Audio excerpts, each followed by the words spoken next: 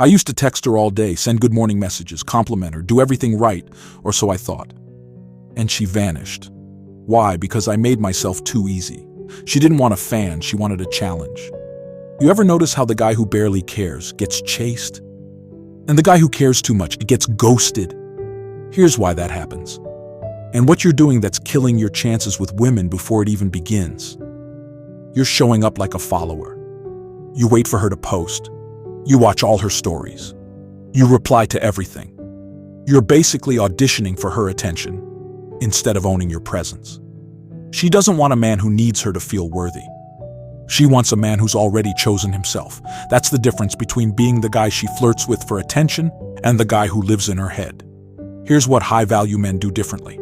They don't chase, they attract. Silence is a strategy. Use it. They let her wonder. Mystery is more powerful than validation. They don't over-explain. Every time you justify your worth, you lower it.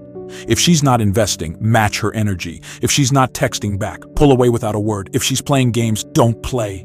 Leave the table. Stop thinking effort equals outcome.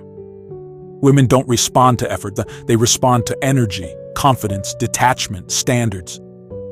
You become the challenge when your life is full. When your silence is louder than her attention-seeking. When you don't need her to feel like a man. That's when she notices. That's when she starts chasing. That's when her tone changes. Remember that question from earlier? Why the guy who doesn't care gets the girl? Because he represents a threat to her ego. You represent a fan. And fans are safe.